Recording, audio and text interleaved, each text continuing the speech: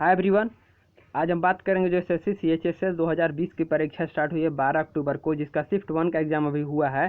तो इसी पेपर का एनालिसिस, फुल एनालिसिस लेकर के आया हूँ पूरे डिटेल में। तो अगर आपको ये ज़रूरत लगे तो ये ज़रूर देखें, और अगर अच्छा लगे तो और को भी शेयर करें ताकि और लोगों तक ये जा सके और पता चले कि कैसा क्वेश्चन आ रहा है ये शिफ्ट में, ठीक है, इस साल के। तो चलिए शुरू करते हैं। जिसमें पहला क्वेश्चन आया है कि भारत के वर्तमान विदेश सचिव कौन है। तो इसका आंसर क्या हो जाएगा, हर्षवर्धन श्रृंगला, जो कि आपको जितना भी करंट अफेयर से रिलेटेड जितने भी लोग हैं उनको बारे में तो याद ही रखना है, ठीक है। जो कि जनवरी 29 को 2020 को इनका चार्ज संभाले। इससे पहले कौन थे, तो विजय केशव गोखले थे, ठीक है, ये आपको याद रखना है। तो वर्तमान में कौन है, हर्षवर्धन श्रृंगला। चलिए आगे चलते हैं। अगला क्वेश्चन पूछा था कि आईएमएफ के एमडी कौन है। तो क्रिस्टलिना जॉर्जिवा, जो कि कौन नहीं जानता होगा, क्योंकि आईएमएफ और वर्ल्ड में कितने न्यूज में चर्चा में रहते हैं कि कोई जान जाएगा। और इसमें आईएमएफ का फुल फॉर्म क्या होता है, तो इंटरनेशनल मॉनेटरी फंड। हेडक्वार्टर्स का कहाँ है, तो वाशिंगटन डीसी, जो कि यूएसए में है, ठीक है। इसका अध्यक्ष का अगर पूछा जाए विश्व बैंक का, वर्ल्ड बैंक का, तो डेविड मालपास है, जो कि ये भी आपको याद करना इंपॉर्टेंट हो जाता है, ठीक है। चलिए आगे चलते हैं। नेक्स्ट क्वेश्चन है कि सुचिता कृपलानी जो थी किस राज्य की प्रथम महिला मुख्यमंत्री बनी थी। देखिए इसमें आपको आंसर दे दिया, क्वेश्चन ऐसे पूछा है, तो इसका हो जाएगा उत्तर प्रदेश। ऐसे कभी कभी पूछता है कि कौन ऐसी पहली मुख्यमंत्री थी महिला जो कि किस राज्य की बनी थी, तो उत्तर प्रदेश ऐसे भी हो जाएगा, और ऐसे पूछे तो ऐसे आंसर दे दीजिएगा, ठीक है। यह भारत की पहली महिला मुख्यमंत्री थी जो कि 1963 से 67 तक सरकार में रही थी, ठीक है, उत्तर प्रदेश की सरकार में, ठीक है, याद रखिएगा। आगे चलते हैं। अगला नेक्स्ट क्वेश्चन था कि छत्रपति शिवाजी टर्मिनस जो है वो कब खोला गया था। तो मई 1853 को खोला गया था, ठीक है। और इसका पुनर्निर्माण जो फिर से निर्माण स्टार्ट हुआ था वो 1888 में किया गया था। तो ये हिस्ट्री से क्वेश्चन पूछ दिया है एक ठो, ठीक है। चलिए नेक्स्ट क्वेश्चन में चलते हैं।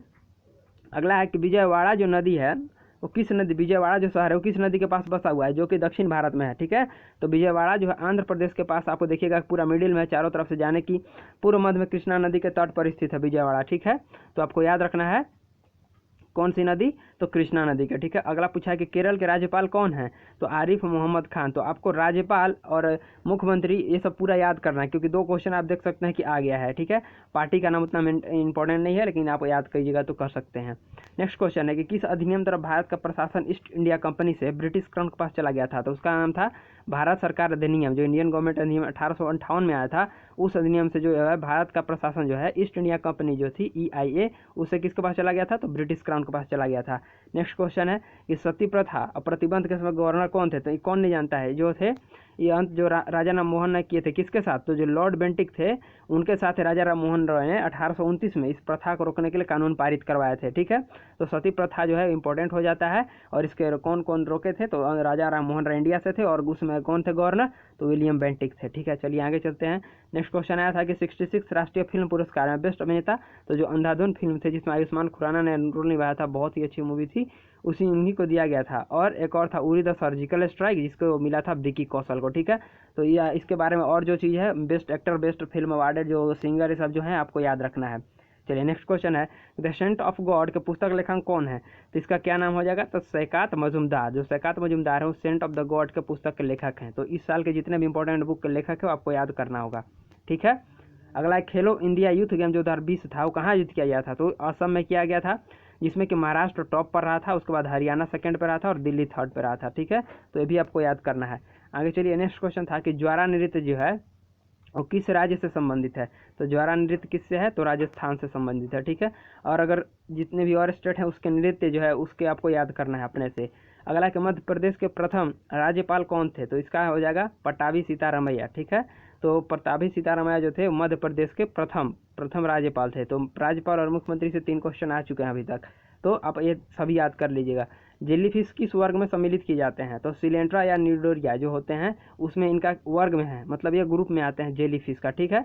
अगर स्टारफिश की बात किया जाए तो इकोडर्माटा, ठीक है, इकोडर्माटा स्टारफिश की वर्ग होती है। अगला क्वेश्चन है कि सदानंद गौड़ा थे वो किस मंत्रालय के मंत्री थे। तो वो मंत्रालय के मंत्री हैं, तो रसायन और उर्वरक के मंत्री हैं, ठीक है। तो अभी जो रामविलास पासवान जी का हुआ है तो खैर उतना जल्दी हुआ तो क्वेश्चन नहीं पूछ सकता है, लेकिन आपको अब जितना भी जो बचा हुआ है उसमें से याद करना है, ठीक है। जो कि 20 चीफ मिनिस्टर ऑफ कर्नाटक के भी रहे थे, कौन, सदानंद गौड़ा। नेक्स्ट क्वेश्चन है कि एक निबल कितने बाइट के बराबर होता है। तो एक जो निबल होता है वो कितना होता है, आधा बाइट, 4 बीट जिसको बोला जाता है उसको एक निबल कहा जाता है, ठीक है। तो बीट बाइट जो GB TB होता है ये सबको आपको याद रखना है। पत्तियों में अगर शर्करा का जो निर्माण होता है वो किसके कैसे होता है, तो प्रकाश संश्लेषण जो होता है, फोटोसिंथेसिस जो करते हैं सनलाइट के प्रेजेंस में, ऑक्सीजन और कार्बन डाइऑक्साइड का जो होता है, पत्तियों जो अपने बनाती हैं शर्करा, वो किससे किया जाता है, तो प्रकाश संश्लेषण फोटोसिंथेसिस द्वारा। तो आपको याद रखना है। नेक्स्ट क्वेश्चन है कि माउंट एवरेस्ट पर चढ़ाई किस देश से की जाती है, तो माउंट एवरेस्ट से चढ़ाई किस देश से की जाती है, अगर बात की जाए तो नेपाल से। अगर माउंट एवरेस्ट की ऊंचाई पूछी जाए तो 8848 मीटर है, ठीक है, और कहाँ है, तो नेपाल एंड चाइना में है, इसे पूरी तरह से नेपाल में है, चाइना में नहीं है, मैंने इसका पार्ट आ सकता है।